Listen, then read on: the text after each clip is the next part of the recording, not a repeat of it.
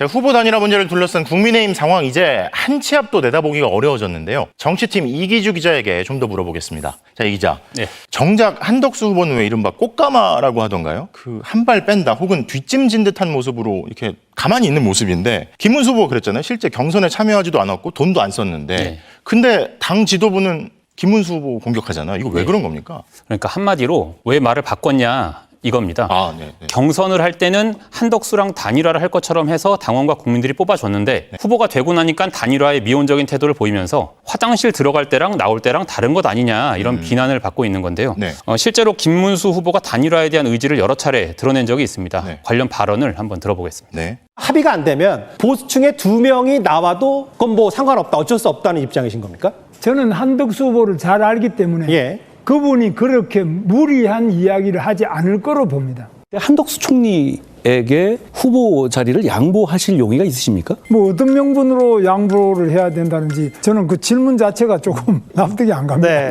네, 보신 것처럼 단일화 얘기를 하긴 했는데 네. 앞뒤 맥락을 잘 살펴보면 한덕수가 아니라 자신으로 단일화를 해야 된다 이런 의지의 표명이었거든요. 네, 그렇네요. 그러니까 결과적으로는 김문수 후보가 다소 모호하게 말을 해서 말 바꾸기라는 비난을 자초한 측면도 있고요. 국민의힘도 김 후보의 발언을 마치 한덕수 단일화로 확대 해석하면서 후보 찍어내기 논란을 키웠다 이런 비난을 받고 있습니다. 자, 그런데 이게 기시감이 든다 이런 지적도 많잖아요. 예. 비슷한 상황이 국민의힘에서 없었던 게 아닌데 과거에도 이런 식의 이른바 찍어내기가 있었잖아요. 네, 3년 전에 윤석열 대통령이 취임한 이후부터 이 찍어내기 논란이 반복이 되고 있습니다. 2022년 7월에 당시 이준석 대표가 윤 대통령과 갈등을 빚은 후에 당원권 정지란 중징계를 받았고요. 네. 그 다음 해에는 김기현 의원도 당대표가 된 뒤에 친윤계와 갈등을 겪다가 중도에 낙마를 했습니다. 네. 그리고 그 다음 해에 또 한동훈 전 대표도 친윤계와 갈등을 겪다가 사퇴를 했는데요. 찍어내기 논란이 터질 때마다 그 중심에 친윤계 의원들이 있었습니다. 그렇다 보니까 그 배후에 윤 대통령이 있었던 것 아니냐 이런 의심을 사고 있는 거죠. 자, 그러니까 공교롭게도 이러한 소위 찍어내기의 항상 배경에 윤석열 전 대통령이 있었다는 걸로 보인다는 건데 파면이 됐는데 국민의힘은 여전히 그냥 계속 윤석열 전 대통령인가요? 이 자중질환이 수습이 가능하겠습니까? 그래서 이번 사태를 두고 대권보다 당권을 노린 싸움이다. 그래서 그 배경에 윤 대통령이 있는 것 아니냐 이런 의심을 사는 건데 네. 사실 당권을 쥐고 있는 권영세, 권성동, 흔히 쌍권이라고 불리는 이 두 사람이 이선으로 후퇴를 하고 새 지도부를 꾸리면 다소 쇄신이 될 수는 있겠죠. 그런데 이제 대선을 20여일 앞두고 이게 쉽지만은 않은 상황인데요. 홍준표 전 시장도 이른바 쌍권 책임론을 들고 나왔습니다. 네. 오늘 SNS에 글을 올렸는데요. 3년 전 두 사람이 윤석열을 데리고 올 때부터 당에 망조가 들었다. 윤 대통령과 두 사람은 천벌을 받을 것이다. 이런 거센 비난을 퍼붓기도 했습니다. 네. 앞으로 친윤계에 대한 쇄신의 목소리가 당내에서 커질 걸로 보입니다. 자, 아직도 윤석열 전 대통령 얘기가 계속 나오는군요. 이기주 기자 잘 들었습니다. 여전히 본선의 문턱을 넘지 못한 정당이 있으니 국민의힘이 그런 상황 아니겠습니까? 네. 이 경선 상황 보면서 송채경 기자는 출입도 했으니까 좀 어떤 생각 좀 가지고 있습니까? 아, 정말 이런 거 이제 처음 본 것 같아요. 그러니까 왜냐하면 저는 그러니까 5월 3일에 김문수 후보가 최종 국민의힘 대선 후보로 선출이 되는 모습을 보면서 국민의힘이 좀 안 좋은 길로 가나 보다. 개혁보다는 사실은 이제 뭔가 다른 길로 가려고 하나 보다. 그래서 굉장히 안타까웠고 그동안에 사실 이제 김문수 후보가 토론회나 이런 거를 하면서 봤던 모습들을 봤을 때 좀 저분이 뭔가를 정치를 하기에는 좀 쉽지 않은다 이런 생각이 들었는데 딱 그 선출이 되자마자 당 지도부에서 김문수 후보에 대한 단일화 압박을 시작하면서 와, 여기서 더 나쁜 건 친윤계네. 이런 생각이 들더라고요. 그러면서 네. 김문수 후보를 저는 전혀 좋아하지 않지만 그분을 왠지 응원하게 되고 동정하게 되는 많은 분들이 응원하고 있어요, 상황을 지금. 네. 만들고 있는 이거 자체가 비상식적인 거고. 그러니까 사실 공당에서 자기네 대선 후보를 뽑았는데 뭐 백드롭도 뭐 안 바꿔주고 그러니까요. 이게 여러 임명장도 못 줘. 임명장도 뭐 안 준다 그러고 이게 말이 됩니까? 이거 비상식적인데 그리고 한덕수 후보 같은 경우는 정말 아무런 의지도 없어 보이는 네. 사람이 나와서 나는 모르겠고 당이 알아서 할 그러니까, 거예요. 네. 나는 수동적으로 그냥 당이 하는 거 알아서 이제 뭐 숟가락 주면은 저는 이제 떠서 먹기만 할게요. 이런 태도를 보이는 사람과의 단일화를 지금 추진하고 있다는 것 자체가 굉장히 코미디스럽다. 이런. 그리고 이제 경선의 시원부터 거슬러 올라가 보면은 8명이서 하면서 뭔가 재미나 감동을 주겠다고 목표를 했지만 그 과정 자체가 우스꽝스러운 게 많지 않았습니까? 지금 이제 웃긴 게 어쨌든 정상적인 절차를 거쳐서 경선을 거쳐서 뽑힌 후보잖아요. 그러니까, 네. 근데 그 후보를 두고 내려와라. 그냥 별 이유는 없어요, 사실은. 지지율 차이도 별로 네, 없는데. 별 이유는 없어요. 그게 왜 내려오라고 이게 약속이 하는지 아니잖아, 모르겠어요. 이거는 보니까. 약속이랑 네. 다르잖아. 네.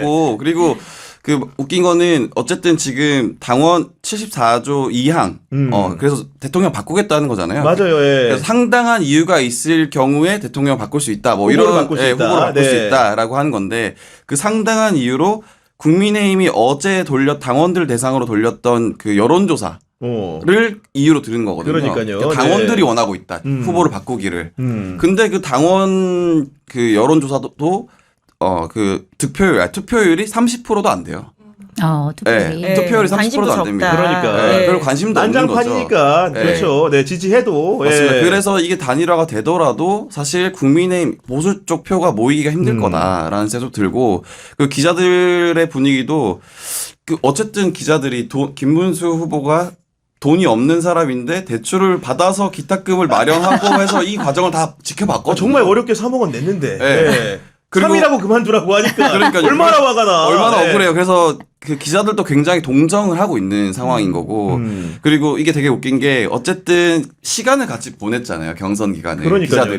네. 근데 갑자기 한덕수 뭐라고 와가지고 지금 당을 먹으려고 하냐라는 생각을 기자들도 합니다. 네, 기자들도 실제로. 그렇게 네. 공감을 하고 있는 상황이고 특히나 이제 김문수 후보 같은 경우에는 사실은 이제 그 기자들 사이 소문은 아마도 토론회 가면 예. 그리고 이제 예를 들면 연단에 서면 설수록 마이너스라고 생각을 했는데 오히려 최근에 연단에선 그의 모습은 굉장히 이렇게 명칭하죠. 강직할 수가 없어. 굉장히 그렇잖아요. 명칭하고요. 예. 그러니까 지금 김문수로서는 별의 순간이 온 것이죠. 그러니까, 네. 그러니까 이렇게 스포트라이트를 받는 때가 없고요. 실제로 데이터 검색량으로 저희는 이제 유튜브들 체크를 하는데 김문수 데이터 검색량이 확 뛰었고요. 그러니까 이 정도 그랬구나. 왜냐하면 싸움 재미라고 하는 게 네. 기본적으로 사람들 관심을 끌 수밖에 없는 데다가 유권자들은 기본적으로 언더독에 마음이 가거든요. 맞아요, 두드려 맞아요. 맞는 네. 사람한테 마음이 가지 힘이 있고 나가라고 그 어떤 깡패 같은 모습을 보이는 행태에 대해서는 마음을 두기 쉽지 않기 때문에 김문수로서는 지금 굉장히 그 별의 순간을 잡았다라는 생각이 들 것이고요. 명분도 본인한테 있고 시간도 본인한테 있고. 그렇습니다. 그러니까 이 모든 것들을 굳이 해야 될 필요가 없기 때문에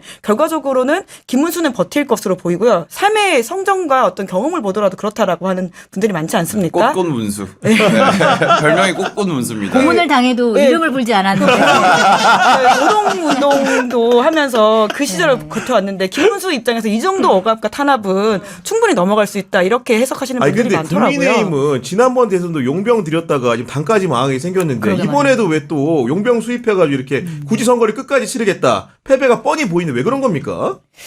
저는 정말 이 고질적으로 바깥에서 정치적인 인물을 수혈해 오는 이 문화 자체가 저는 바뀌었으면 좋겠다는 생각이 들고 사실 국회의원들도 그러니까 예전에는 보좌관 출신 분들이 국회의원으로 많이 가고 했거든요. 맞아요. 네. 그런데 지금은 그런 문화가 거의 없어지고 그냥 바깥에서 다 외부 전문가들 모셔와가지고 국회의원 하고 이런 식으로 하는데 그러다 보니까 중진이라고 하더라도 정치적인 스킬이라든지 아니면은 그러니까 사람들과 대화를 나눈다든지 아니면 정말 갈등을 조정하는 능력이라든지 이런 게 굉장히 떨어져요. 그런 거에 대한 이제 문제의식을 갖고 있는 상황에서 지난번 대선에서 그렇게 바깥에 들여와서 망했는데 이번 대선에서 또 한덕수를 데려온다는 것 자체가 데려와서, 정말 예. 이해가 안 가는데 이거는 진짜 많은 분들이 뭐 이렇게 분석을 하듯이 당권 네. 때문에 당권을 놓치지 않기 위해서 바깥에서 데려오면 이분이 이제 당권을 주장하긴 힘드니까 네. 본인들이 쭉 그냥 당권을 가지고 있겠다. 그리고 사실 당권이라는 게 뭐 지도부가 돼서 내가 대표가 돼서 뭐 이게 아니라 공천권이잖아요. 그러니까 내년에 지방선거, 맞아요. 그 다음에 네. 총선.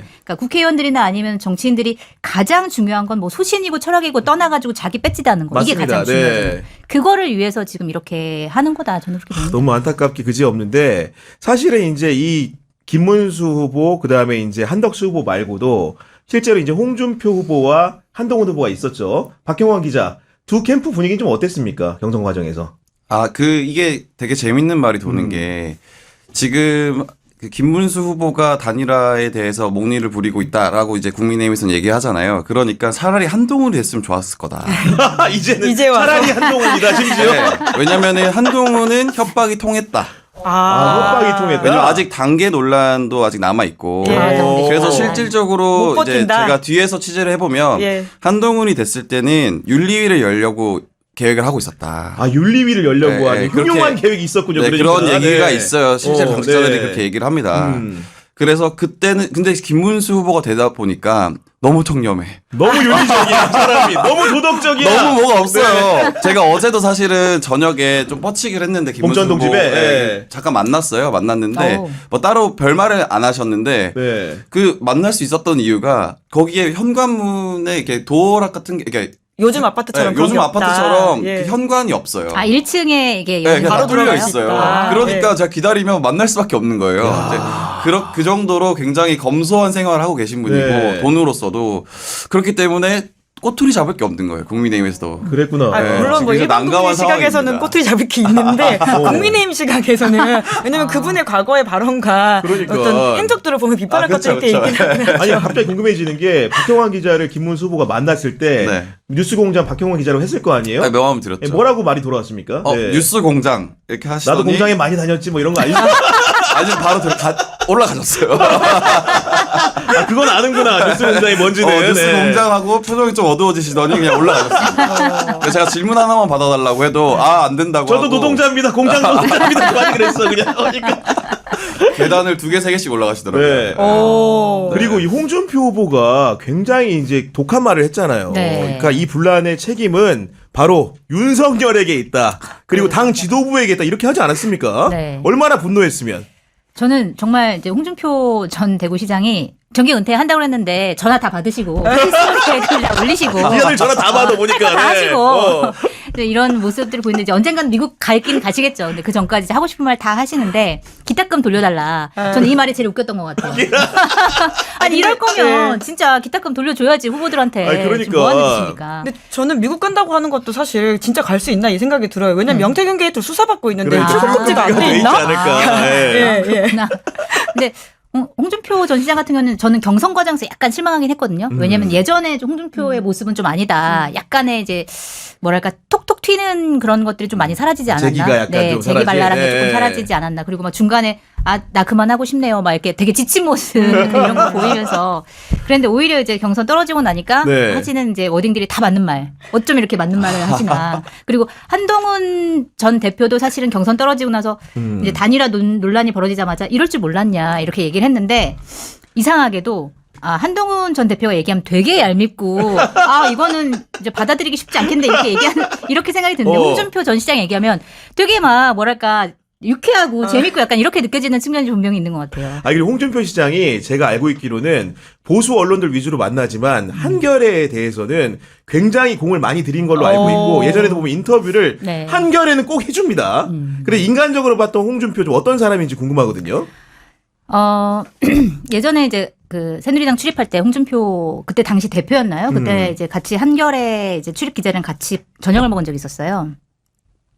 근데 되게 그러니까 뭐랄까 가정적이려고 노력한다? 전혀 안 어울리는데 앵그리용인데. 앵그리 홍인데 어. 가정적이려고 노력하니까 아내 얘기를 좀 많이 하셨던 기억이 나고. 부인 얘기를 많이 하고. 네, 그때 그 앵그리버드 눈썹 있잖아요. 네네. 그때 화제가 됐어요. 지금은 남성들이 그 문신해가지고, 눈썹 예. 문신 많이 하지만 그때는 홍준표 대표가 이제 거의 처음 했는데 너무 진하게 해가지고 앵그리홍이라는 이제 별명이 붙었는데 그때도 이제 그거에 대해 설명을 하면서 아내가 자기를 붙잡고 이렇게 눕히라고 하더니 그 문신한 강제 문신했다. 강제로 하게 했다. 그래서 자기는 아내 말을 잘 듣는다. 뭐 이런 얘기를 하셨던 그래서 기억이 가정에다 나고. 이제 특활비도 갖다 주고 이런 거 아닙니까? 그러니까 너무 아내 말을 잘 듣다 보니까. 뼈가 있는 한마디. 그리고 약간 뭐랄까 기자들한테 애정이 있고 재치 있게 뭔가 이제 서로 대화를 하는 그런 측면도 분명히 있었던 것 같아요. 어쨌든 그런 홍준표가 정치를 굉장히 오래 한 홍준표가 참고 참다가 이제는 안 되겠어가지고 윤석열이 벌인 일이다. 이게 한덕수를 영입해 온 것은 그렇게 직격을 한 것인데 실제로 윤석열이 기자들이 보기에는 대선에 영향력을 끼치고 있다고 보십니까? 우선 계산책 사진을 공개한 시점이 본인이 공개한 건 아니긴 하지만요. 네. 그렇게 나타나고 있는 모습이라고 하는 게 본인의 영향력을 계속해서 좀 과시하는 듯한 것들도 있거든요. 이제 그러다 보니까 실제로 윤석열 전직 대통령이었던 윤석열 씨가 무언가 벌이고 있는 게 아니냐 이런 의심은 계속 되고 있는 것 같은데 뭐 이건 취재 영역인 것 같긴 합니다. 근데 의심을 이 정도 하는 거면 사실 그러니까. 굉장히 합리적이라고 볼 수 있는 지점은 있는 것 같아요. 대선을 뛴 사람 당사자잖아. 그러니까 아무 근거도 없이 윤석열을 거명을 했겠습니까? 그럴 일 없는 건데 실제로 취재하다 보면은 그 의원들을 대리인으로 해가지고 윤석열의 입김이라는 게 경선 과정에 지금 있는 겁니까? 어떤 겁니까? 근데 이해할 수 없는 결정들을 할 때가 있어요. 이게 의원들이 갑자기 그러니까 이게 저희가 경선 과정에서 보면은 사실 처음에는 홍준표 캠프의 그 어떤 분위기 엄청 좋았거든요. 우리가 된다. 네, 된다. 오, 그리고 네. 의원들도 굉장히 많이 붙었어요. 거의 50명 가까이 모였고. 예. 네, 그래서 홍준표 시장도 말씀하시는 게 그 경선하기 바로 나흘 전에 자기도 분위기를 감지했다라고 그러니까, 하잖아요. 네. 그러면 무언의 어떤 누군가의 어떤 오더가 있지 않으면 일어나지 않는 일이다라는 걸 기자들도 느껴요. 그래서 네. 어제 밥 먹었던 의원이 오늘 밥 먹을 때 달라져요. 말하는 게 완전 바뀌더라고요. 어떻게 바뀐 겁니까? 예를 들면. 그러니까 원래 홍준표가 된다, 홍준표를 지지한다라고 하던 오. 분이 갑자기 김문수 쪽으로 돌아서는 이게 뭐지?라는 생각을 많이 했었거든요. 근데 네. 그거는 누군가의 그러니까 집단적인 어떤 오더가 있지 않은 이상 일어나기 힘든 일이다라는 느낌을 많이 받긴 합니다. 아니 그러니까 기본적으로 캠프를 옮긴다는 거는 본인이 생각한 정치적 가치, 신념하고 다 있어야 되는데 어제는 홍준표, 오늘은 김문수 이래버리면 도대체 그 사람이 지향하는 바는 뭔가 네. 이런 의심 들지 않습니까, 솔직히? 맞아요. 그러니까 예전에는 그러니까 정치부 출입할 때 여러 가지 뭐 개파도 있고 뭐 계보도 있고 정파도 있고 여러 가지가 있는데 개파라고 하면은 사실은 정파라고 하면 정치적인 철학, 소신 이런 것들을 이제 공유하는 사람들끼리 맞아요. 모임, 네. 이제 그런 것들은 굉장히 활성화되면 좋은 거죠. 끼리끼리 모이지만 그거에 대해서는 이제 자기네들끼리 정책 토론도 하고 여러 가지 이제 생산적인 일을 할 수 있으니까. 그런데 이제 개파라고 하는 것도 사실 예전 개파는 어느 정도의 이제 정치적인 소신이나 이런 것들이 이제 있었다면 지금은 정말 정치적인 이해관계 아니면 아무것도 아닌 그러니까, 네. 아무것도 남지 않는 게 그냥 개파인 것 같아요. 뭐 예를 들어서 친윤, 명, 이런 식으로. 네. 그러니까 뭐 다 마찬가지인데 이게 정말 자기 공천권 아니면 어떤 소신이나 철학을 두고 모이는 게 아니다 보니까 네. 그렇게 쉽게 바뀔 수 있는 거죠, 사실은. 근데 그게 저는 이제 그러니까요. 그런 모습들이 좀 안타깝긴 하더라고요. 아니 그러니까 예를 들면 한덕수와 김문수를 지지할 때는 뭔가 그 기준선이 있어야 되는 거예요. 김문수의 이런 점, 이런 가치 지향, 한덕수의 이런 점, 이런 지향을 얘기해야 되는데 그런 건 하나도 없고 오로지 지지율이 누가 높다 낮다만 가지고 얘기하면서 대선에서 우리가 이재명을 꺾어야 된다 이런 얘기밖에 없는 거 아닙니까 지금? 아니 근데 사실 기자들도 모르지 않아요? 지금 한덕수가 어떤 가치를 내세우고 어떤 정책적인 여기 정부도 아젠다를 옮겨다니셔가지고 판단할 수가 없어요. 네. 아니, 심지어는 하다못해 지금 이번 선거에서 가장 중요한 탄핵과 계엄에 대한 한덕수의 명확한 입장이라고 하는 걸 우리가 들어본 적이 맞아요. 없어요. 네. 그 관훈 토론에 나와가지고 하는 이야기들 사실상 이제 팩트 체크를 해보면 틀린 말들도 많고요. 그러니까 적어도 기자인 저희가 현장에서 보고 있는 저희조차도 두 사람의 차이와 두 사람이 지향하는 바가 뭔지를 잘 모르겠는데 유권자 입장에서는 뭐고 심지어 의원들 입장에서는 뭔지라는 생각이 들고요. 그러니까. 그렇게 따지면 결국은 그런 걸로 누군가를 지지하고 있는 상황은 아니고 그때그때 이해관계와 어떤 시류에 맞춰가지고 자기 입장들을 바꾸고 표변한다라고 볼 수밖에 없는 것이죠. 일부에서는 이제 어제 새벽에 있었던 일과 오늘 오전까지 있었던 일들을 이야기를 해봤고 이제 오늘과 내일 또 아마도 긴박하게 돌아가지 않을까 예상을 해볼 수가 있는데 이야기를 나눠보도록 하겠습니다. 일단 국힘은 오늘 전 당원 대상으로 투표를 해서 내일 전국위원회 의결을 거쳐서 후보를 교체하겠다 이런 로드맵을 내놨고요. 김문수 후보는 법적 정치적 절차를 즉시 착수하겠다 이런 얘기를 했습니다. 먼저 전당원 투표 결과를 하면 그러면 한덕수 후보가 정말로 이렇게 압도적인 지지를 받을 수 있을까? 이것도 확실치는 않은 거 아닌가요? 어떻게 보실까요? 이 부분은. 일단 전당원 투표를 하게 되면 한 네. 76만, 77만 정도 되는 이제 책임당원 대상으로 다 돌린다는 거 아니에요. 저도 이제 전화를 받게 됩니다. 네. 어제 그 샘플링은 제가 못 받았어요. 네. 그것도 문제지만 그건 뭐 나중 네. 얘기고. 그러면 이제 찬반이 되는 거죠. 그렇죠. 한덕수 후보가 후보에 대한 찬반을 묻는 건데. 네. 그럼 이렇게 되면 보세요. 저희가 당원 투표에서 한동훈 후보를 찍었던 분들이 38% 정도 되거든요. 그렇죠. 그분들하고 그럼 62%를 가져간 김문수 후보 지지자 중에 네. 순수하게 김문수 후보를 좋아서 찍은 분과 한덕수 후보 가로 열고 좋았던 분이 합쳐졌다고 볼 때 네. 나는 김문수야라고 했던 분이 과연 얼마가 되느냐. 그분들이 뭐 한 12, 3%는 넘겠죠. 그러면 그 두 부류의 분들이 한덕수 후보가 되는 것에 대해 이 난리를 치고 네. 찬성을 할지 그건 잘 모르겠습니다. 저는 회의적이에요. 과반이 되기가 저는 어렵다고 봅니다. 투표율도 낮을 가능성이 있고요. 그 응답률도. 만약 그러면 안 된다면 그러면 김문수 후보가 다시 오는 건가요? 아니면 그 경선에서 2위였던 한동훈 후보가 다시 와야 되는 건가요? 그러면 재선출 공고를 한 30분 정도 시간 주고 네. 김근식 뭐 이런 분들까지 했지. 윤희석 이런. 근데 내일 6시까지 아닌가? 시간이 없으니까. 6시까지 시간이 안 될 것 같은데요. 그러니까 후보 없이 진행될 수 당 지도부는 지금 한덕수 후보로 되게끔 만든 시나리오대로 그냥 간다고 생각하는 거잖아요. 네. 그게 무서우니까 결론은 한덕수 한 명으로만 이제 해놓고 이제 찬반만 하겠다는 것까지 왔어요. 이제 딱 하나 남은 건데 네. 이것까지 생각했을지 모르겠습니다. 저거 당원이 아니라서 전 전화를 안 받을 텐데 윤희석 대변인님께서 네.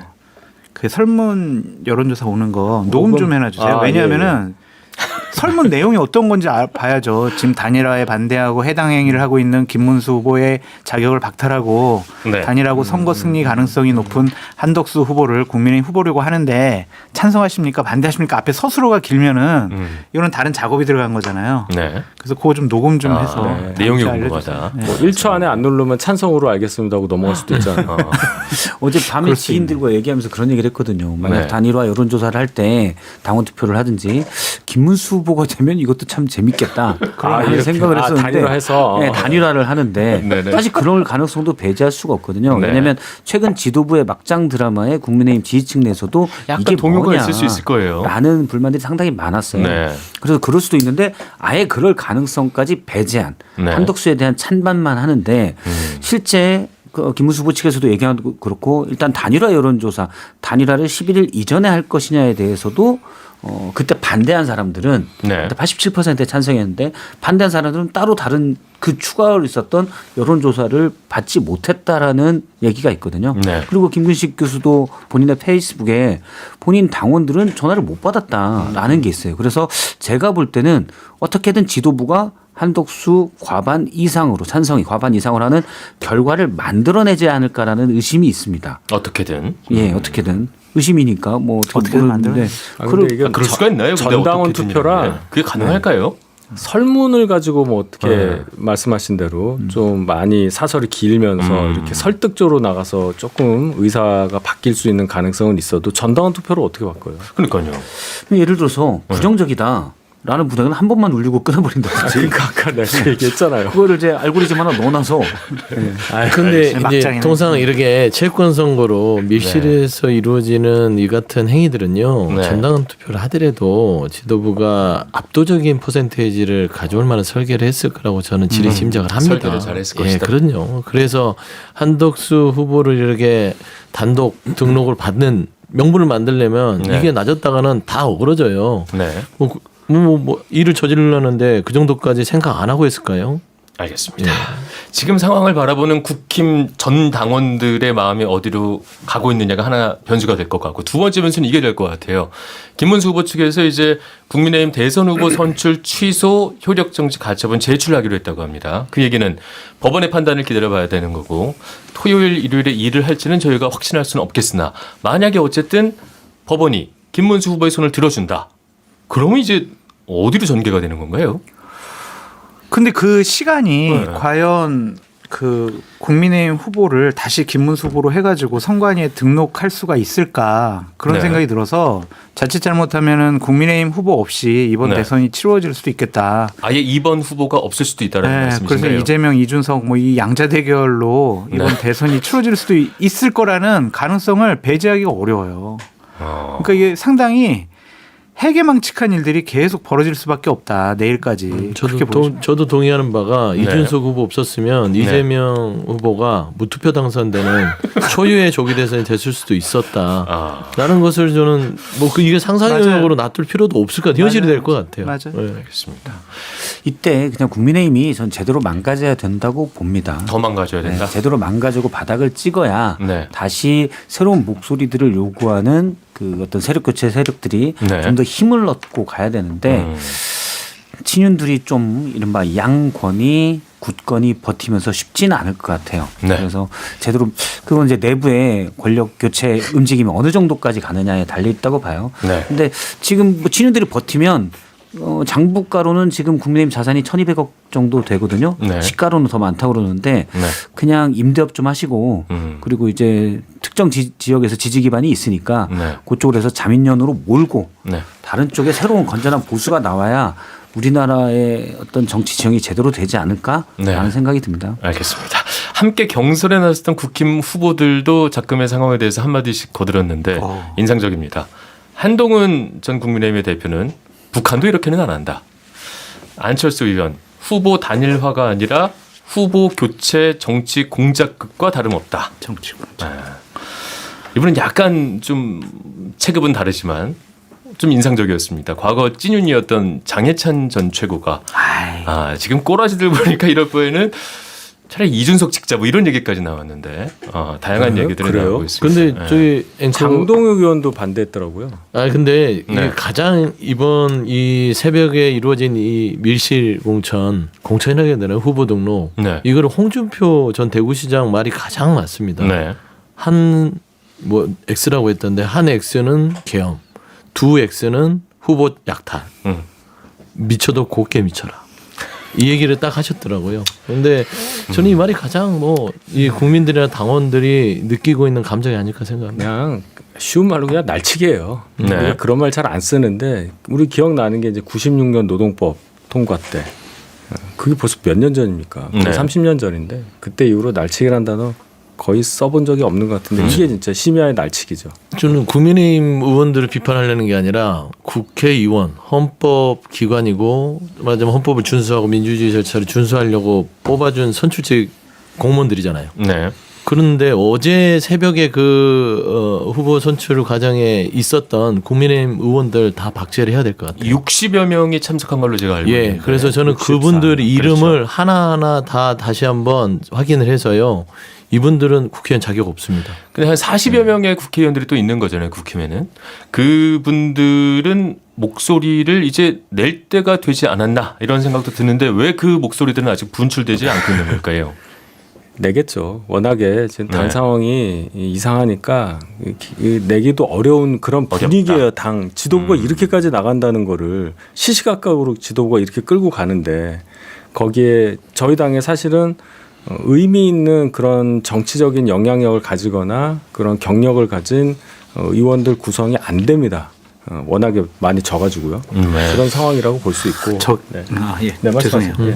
저게 이제 이번에 김문수 후보 측에서 제기한 효력정지 가처분 신청이 안 받아지더라도 네. 새로운 정권이 들어서 가지고 국민의힘을 정당 해산시키겠다라고 하면 네.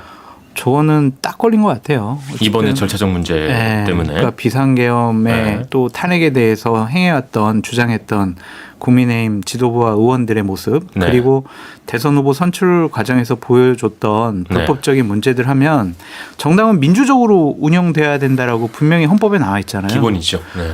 민주적이지 않잖아요. 저런 정당은 존재할 이유가 없잖아요. 그래서 정당 해산이 가능할 수도 있지 않을까 그런 아까 생각까지 박성태 해봅니다. 실장님 말씀처럼 더 바닥을 찍고 정말 더 망가진 다음에 새롭게 태어날 수 있을 것이다 이런 생각을 하실 수도 있겠군요. 그러려면 내부의 세력들이 네. 그 혁신, 쇄신을 외치는 세력들이 어느 정도 조직화가 돼야 되거든요.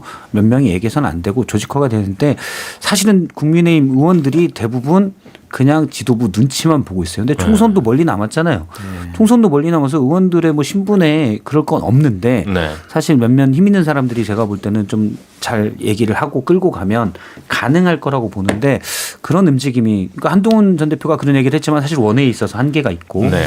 지금 당내에 그렇게 구심점 역할을 하는 분들이 없는 것 같아요. 윤희석 전 대변인께 질문 드릴 수 있을 것 같아요. 그럼 구심점의 가능성은 없는 걸까요? 한동훈 전 대표가요? 혹은 다른 정치인이라 하더라도 지금 이런 상황에서 원내를 뭐 가릴 필요는 없을 것 같아요. 네. 이미 한동훈 전 대표는 지도부 사퇴, 선관위원도 사퇴, 양심 있으면 의원직도 내려놔라라는 말을 공식적으로 했습니다. 본인 SNS에 올렸으니까 한동훈 전 대표가 원내에 있다 하더라도 그 정도로 강력한 목소리를 낸 이상 구심점이 될 수 있다고 저는 생각하고 아마 이제 많은 의원들도 그 의총에 참석하지 않은 분들 위주로 목소리가 조금씩 나올 수밖에 없다. 왜냐하면 이게 한덕수 총리가 후보가 되는 것에 찬성하고 말고를 떠나서 절차 자체가 너무나 괴이하기 때문에 네. 여기에 찬성할 분은 정말 목숨 내걸고 하는 거예요. 지금 왜 이렇게까지 갔냐. 네. 60여 명에 해당하는 분 지도부 포함해서 이분들은 한덕수 후보 아니면 우리가 진다. 우리가 져서 네. 이재명 후보가 집권이 되는 순간 우리에게 너무 공포스러운 순간이니까 무조건 이겨야 하는데 한덕수로는 이길 수도 있겠다는 생각이 너무 강한 거예요. 그러니까 다른 생각을 못 하는 겁니다. 데이터에 의한 판단이라고 보기는 어렵지 않을까요? 이 데이터가 들어갈 공간이 없는 거죠. 이게 논리적인 게 아니잖아요. 아니기 때문에. 예, 그냥 한덕수로는 될 수도 있어. 그럼 그것을 그 뒷받침할 수 있는 논거라고 할 수 있는 것들이 네. 자 일단 호남 출신이고 중도 이미지가 좀 있고 그동안의 공무원 경력으로 미국과의 뭐 관세 전쟁에 능력을 발휘할 수 있고 네. 뭐 이런 거 아니겠어요? 그러니까 이거에다가 이준석도 들어오고 뭐 이낙연도 들어오고 하면은 반 이재명 텐트가 되고 전제가 이재명이 지금 과반이 안 되니 다 긁어모으면 우리가 되는 거 아니냐. 네. 이겁니다. 저게 이제 12월 3일 날 네. 윤석열 전 대통령이 비상계엄을 결정하는 구조하고 비슷한 겁니다.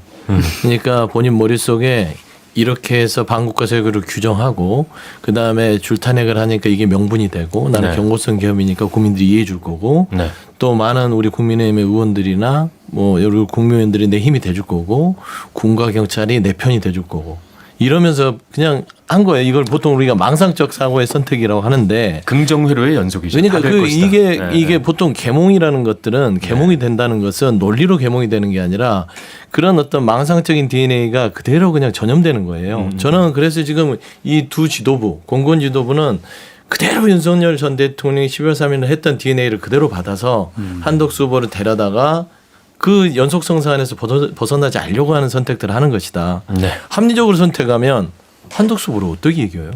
한 보름 전에는 혹시 한덕수 후보가 김문수 후보보다 뭐 5%포인트 정도 앞설 수 있다. 추상적으로는 그렇게 생각을 하는데 앞서 이제 그 단일화에 대해서 나왔던 여론조사 윤석 대변인님이 잠깐 얘기해 주셨는데 네. 그게 서경희 갤럽에 의뢰해서 6, 7일 실시한 여론조사 전화면접 여론조사거든요. 자세한 내용은 중앙선거 여론조사 심의를 참조하시면 됩니다.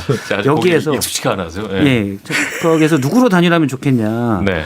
그 전체로 놓고 봤을 때 김문수 41%, 한덕수 35%예요. 그러니까 이것 때문에 역선택이 있지 않냐라고 이제 한덕수 측에서 주장할 수 있지만 네. 우리 국민들이 그렇게 부지런하지 않습니다. 뭐 나쁜 의미가 아니라 뭐 애써서 역선택하려고 해서 국민의힘 그 하는 여론조사에 들어가서 아 한덕수가 되면 더 위험해 아니에요. 그냥 싫은 거예요. 싫어서 한덕수는 전혀 마음에 안 들어. 네. 그런 여론들이 반영된 겁니다. 최근 단일화 논의하는 과정에서 한덕수 후보가 거의 이상한 분의 끝판왕의 실체를 보여줬기 때문에 네. 지금의 한덕수 후보는 저는 김문수 후보보다 경쟁력이 더 없다고 봅니다. 네. 외연 확장성이 없어요. 여기서 잠깐 제가 앞서 있었던 여론조사 얘기가 한 번 더 나왔었는데 서울경제신문이 한국갤럽에 의뢰해서 지난 6일 7일 전화면접 조사를 했습니다. 자세한 내용은 중앙선거 여론조사심의위원회 홈페이지에 참조를 하시면 되고요. 제가 아직 이거 익숙지가 않아요. 자 마지막으로 이제 그러면 국힘은 대체 왜 이런 것인가에 대해서 얘기를 나누기 전에 요거 하나만 짚고 넘어가야 될 것 같아요. 이제 김문수 후보가 법적 정치적 어떤 대응을 할 것이다라고 얘기를 했는데 이제 법적 얘기는 저희가 나눠봤고 정치적인 얘기는 정광훈 목사 생각이 나고 정광훈 목사가 지금 이걸 맹비난하면서 국민의힘을 향해서 체제 수호의 길에 맞서는 자 이제 그 누구든 애국 보수의 타도 대상이다 이렇게 하면서 김문수 후보는 지금 좀 공궁해지니까 광장으로 나가서 정광훈 목사 손을 잡을 수도 있을까요? 아니면 설마 거기까지 가지는 않을까요?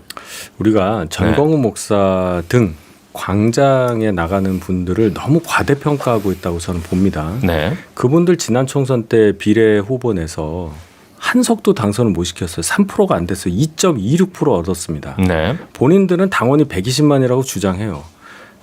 그분들 사업하는 데 관련된 분들이 120만 명일 수는 있어요.